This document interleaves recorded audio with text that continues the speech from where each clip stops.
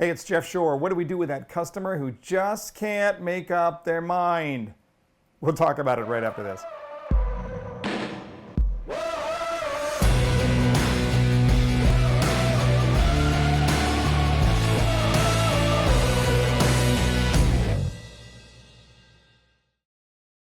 This is the last in our series of dealing with challenging customers, and today we're going to look at the indecisive customer, that person who you believe is interested, you think they have what they're looking for, you have what they're looking for, but you can't get them over the finish line. You just can't get them to commit.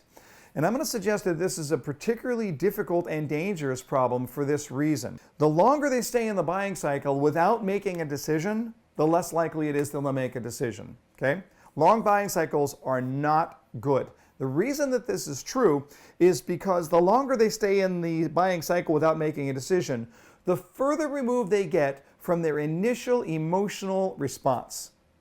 And if we've got that sale that is emotion-based, and I believe that all sales are in some level emotion-based, the farther removed they get from that initial emotion, the harder it is to make the call. So if we're dealing with somebody who is indecisive, it ought to send up a little warning, a little red flag, a siren in your brain that says, uh-oh, we got a problem. What do we do about it? You need to accelerate the closing question. You need to ask them to purchase as early in the process as possible. If somebody is hemming and hawing and not committing, you might be looking at it and saying, oh no, if I ask them to buy, I might put them off. No, what you're going to do is if you ask them to buy, you are going to force them to contemplate. Now, when I say force, I'm not trying to be pushy or manipulative. This is not for me. This is for them. I'm not saying that they have to buy right away, but the earlier we ask them to consider it, the more we ask them to go through that deliberation while the emotion still weighs in. You see, we are creatures that are both emotional and logical.